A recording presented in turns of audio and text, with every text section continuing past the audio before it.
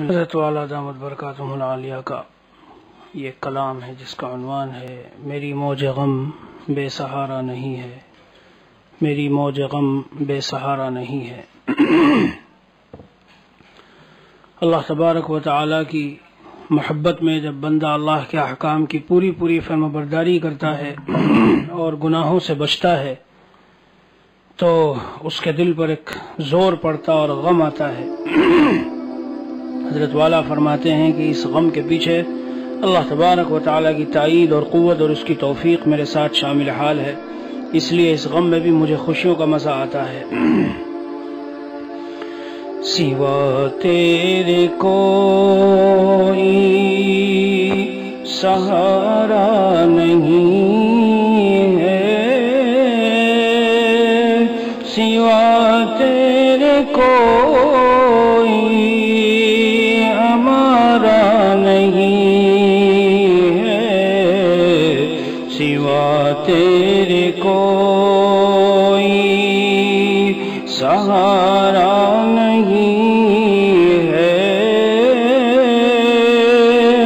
سوا تیرے کوئی ہمارا نہیں ہے، سوا تیرے کوئی سہارا نہیں ہے،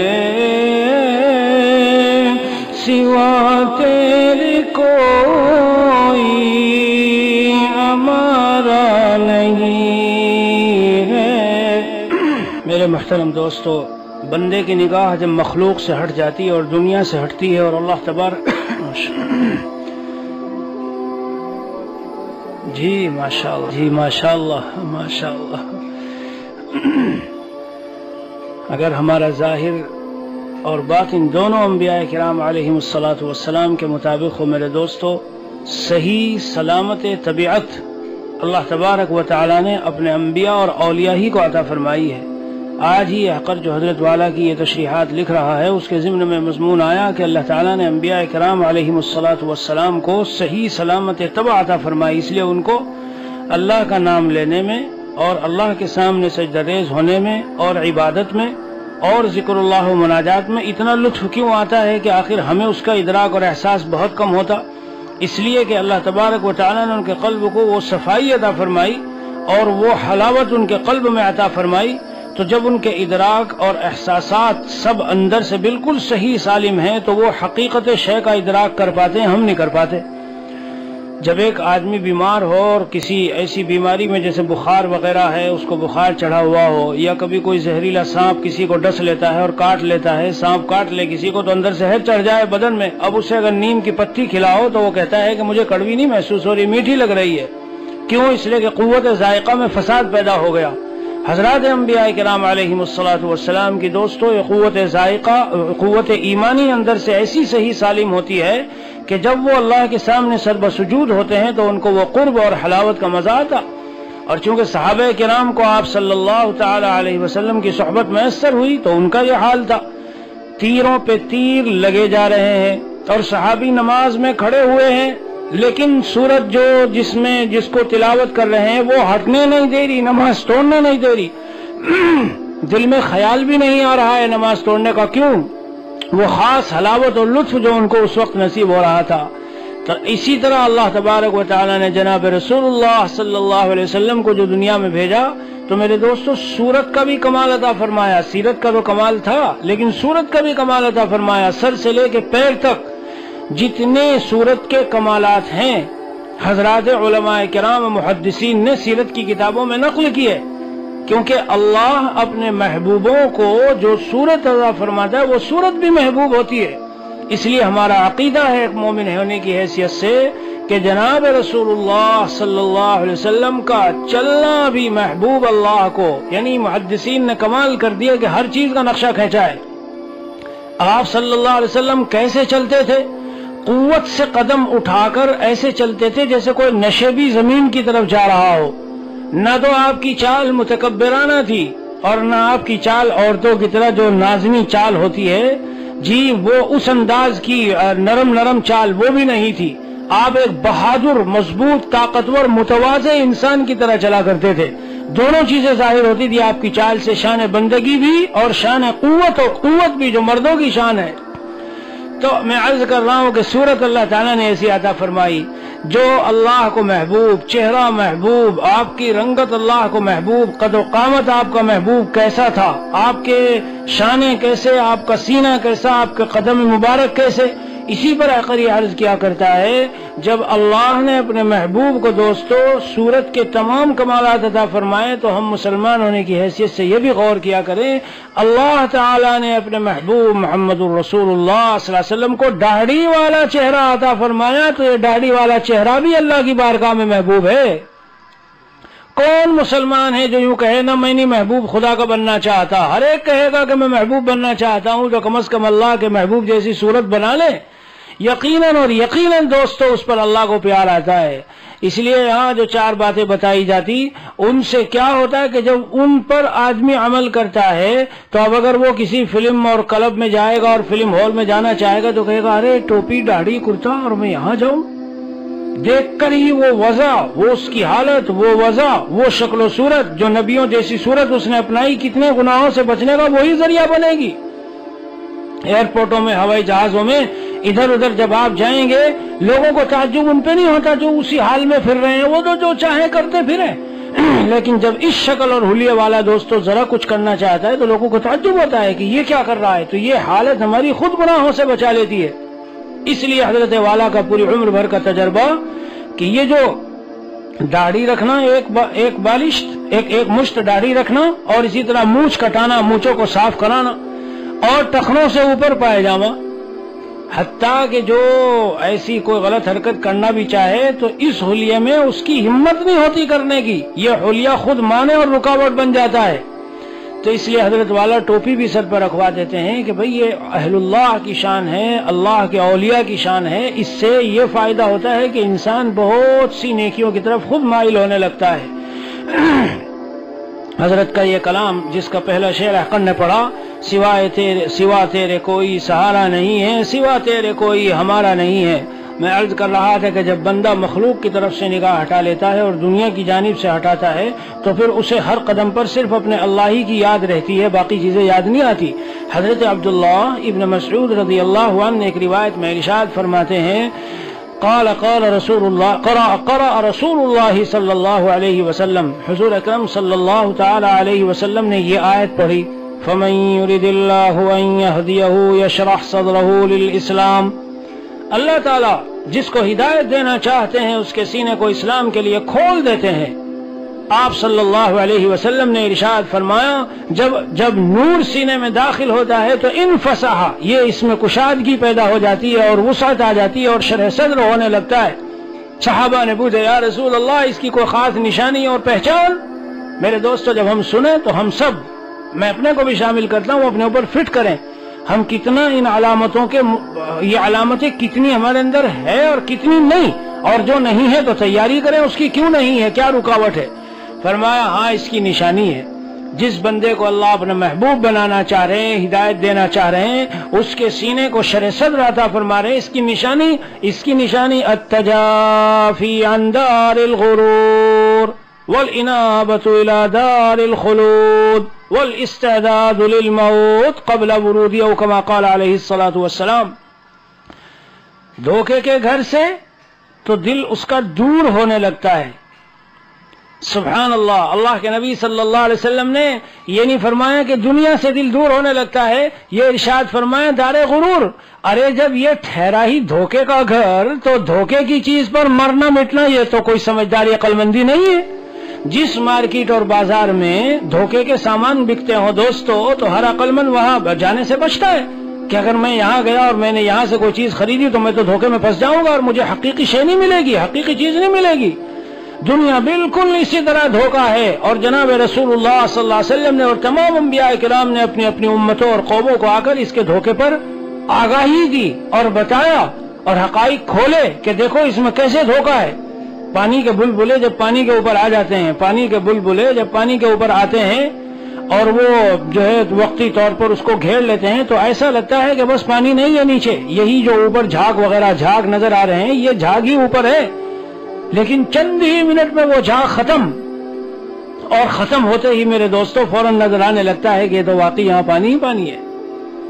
ایک مرتبہ آپ کے پڑوس ملک کے حالات بہت خراب ہونے کی وجہ سے چند سالوں کی بات ہے، تو طبیعت پہ بڑی اداسی اور بڑا احساس، بڑی تکلیف، بڑا صدمہ۔ فجر کے بعد عقل لیٹا ہوا تھا، تو اسی تکلیف اور صدمے میں کہ اتنے ظلم اور یہ سب، تو دل جو ہے بہت پریشان تھا۔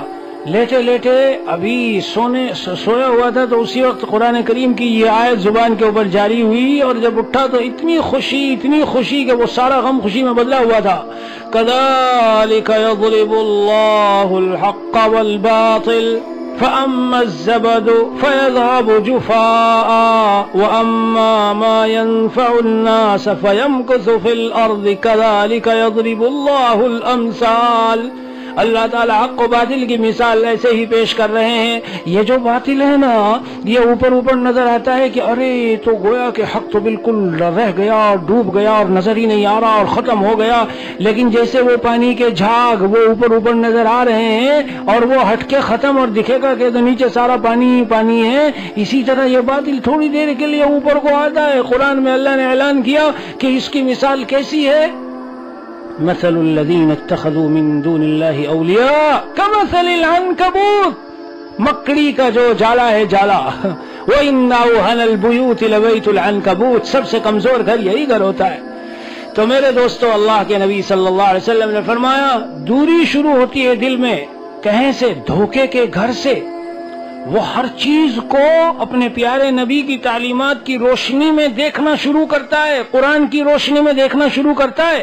اللہ نے کیا حکم دیا، نبی کا کیا سنت، نبی کا کیا طریقہ، یوں اس نظر سے، اس آئینے سے وہ دیکھتا ہے تو ہر چیز اس کو دھوکے کی لگتی ہے اور اس کا دل اس سے دور ہوتا جاتا۔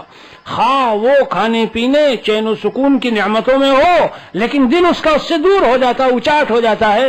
اللہ کے نبی صلی اللہ علیہ وسلم فرماتے یہ پہلی نشانی ہے، سمجھ لو کہ تمہیں اللہ اپنا محبوب بنا رہے ہیں اور تمہارے سینے میں شرح صدر عطا فرما رہے ہیں کہ دنیا کے اس دھوکے کے گھر سے دور طبیعت کا ہوتے جانا دل کا، والانابۃ الی دار الخلود، اور ہمیشہ رہنے کے گھر کی جانب متوجہ ہونا۔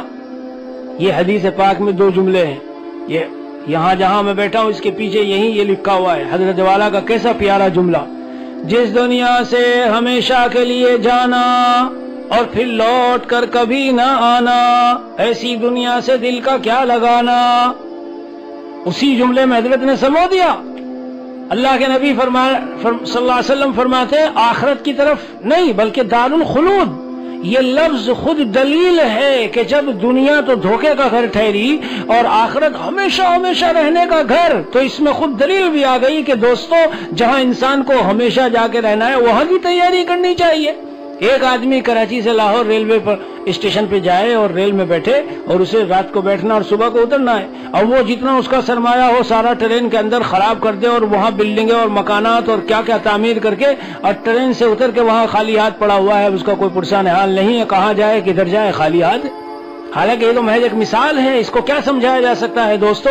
آخرت کا معاملہ کہ وہ تو دائمی ابدی اتنی طویل زندگی ہے کہ اگر اس دنیا کو آخرت سے تقابل کر کے آپ کمپیوٹر پر اس کا پرسنٹیج نکالنا چاہو کہ لاؤ ذرا نکال کے دیکھوں، 1000واں حصہ یا 1 کروڑواں حصہ، نہیں بھائیو، آج میری اس دنیا سے جانے کی باری آتی ہے، کل کو دوسرا دن اور پھر تیسرا دن اور پھر تو گنتے چلے جاؤ، پھر اس کی کوئی لمٹ نہیں، انلمیٹڈ جسے کہتے ہیں، یعنی لامحدود زندگی ہے۔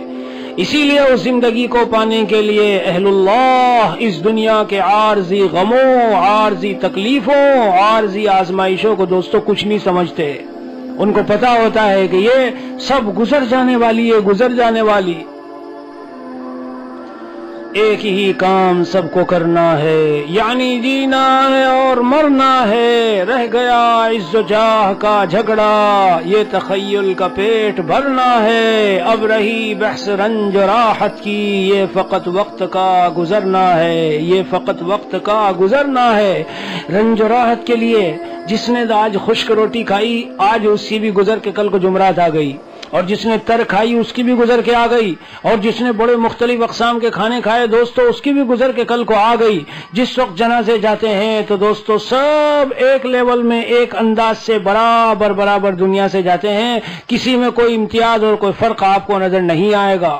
جی تو آپ صلی اللہ تعالی علیہ وسلم فرماتے ہیں الانابۃ الی دار الخلود، وہ جو ہمیشہ رہنے والا گھر ہے، دل اس طرف متوجہ ہونے لگے۔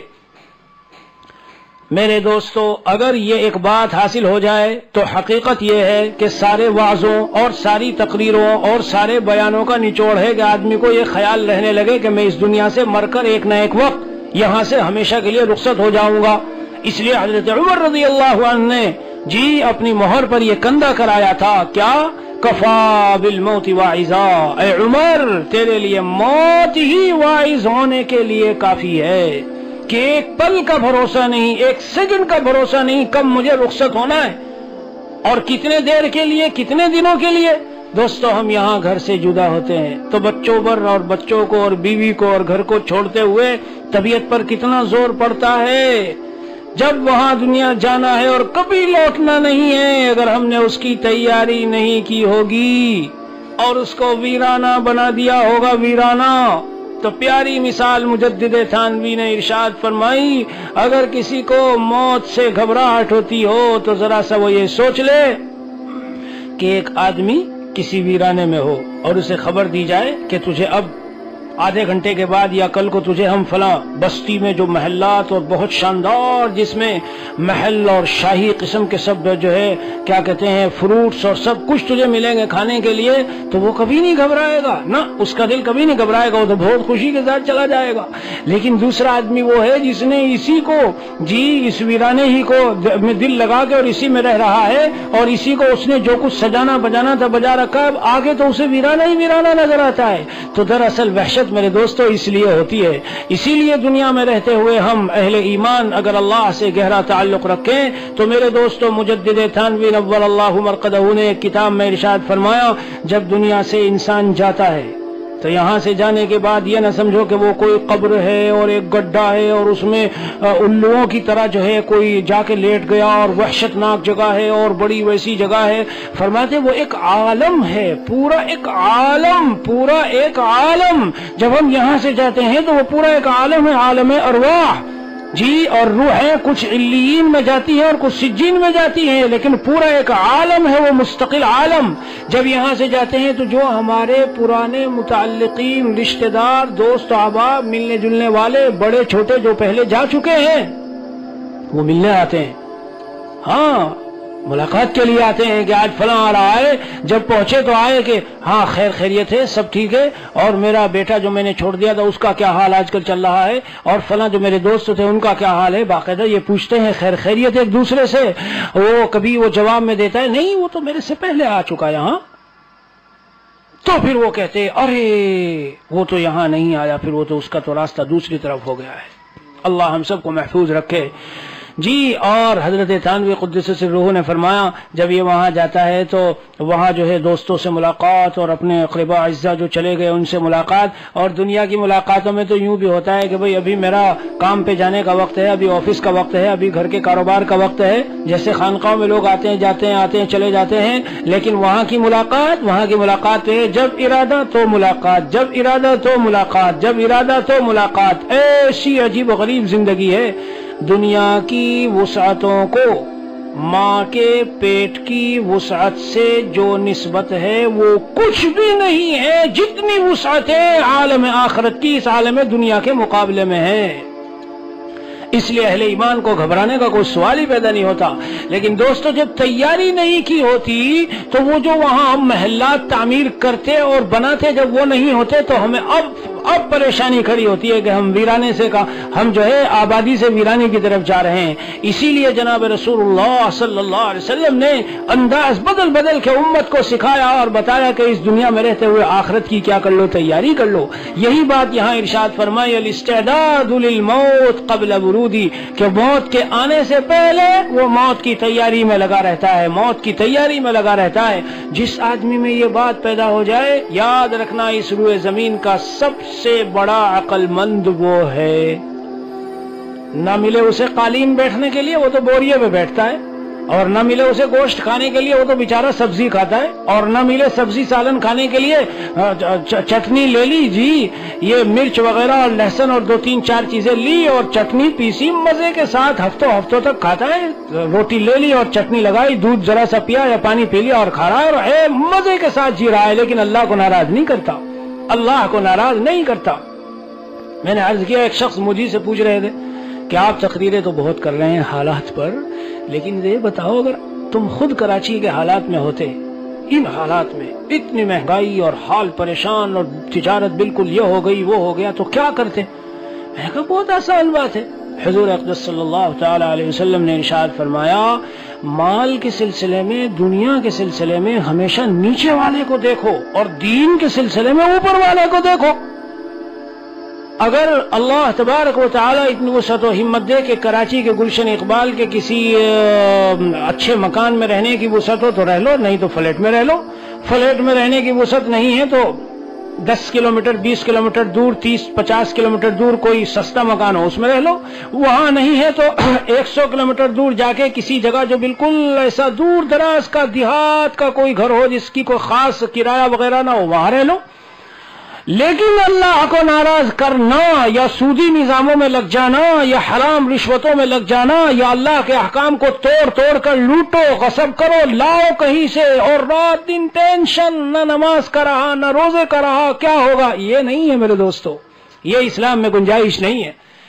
سبحان اللہ، اللہ اکبر، کیا باتیں ہیں، یعنی شریعت اسلامیہ کی واقعی ہر بات معجزہ ہے۔ علماء نے لکھا ہے کہ اللہ تعالیٰ نے اپنے نبی صلی اللہ علیہ وسلم کو دولت اور خزانے کیوں نہیں دیے؟ بڑے اسرار و حکم، بڑی اس کی حکمتیں ہیں، لیکن سبحان اللہ قربان جائیں ایک حکمت کتنی عظیم الشان لکھی ہے۔ فرمایا تاکہ نبی کریم صلی اللہ علیہ وسلم کی امت، متبعین، اتباع کرنے والے آپ صلی اللہ علیہ وسلم کی غربت اور فقر و فاقے کے حالات کو دیکھ کر آسانی سے حضور کی اتباع کر سکیں۔ اگر حضور مالدار ہوتے تو سب مالدار تو نہیں بن سکتے، لیکن اگر غریب رہنا چاہیں تو سب رہ سکتے ہیں۔ غربت یہ کوئی ایسی چیز نہیں کہ غیر اختیاری کے لاؤ، کہیں سے اٹھا کے لائیں گے اور کوشش کریں گے، نہیں۔ تو نبی کریم صلی اللہ علیہ وسلم کے محبت رکھنے والے میرے دوستوں، آپ کی اس حالت کو دیکھ کر آسانی کے ساتھ زندگی گزار سکتے ہیں۔ ہر غریب، فقیر، مسکین، اس کو کوئی پریشانی نہیں ہوگی، چاہے کیسے ہی حالات ہو۔ کیوں؟ ذرا نبی کی سیرت تو پڑھیں۔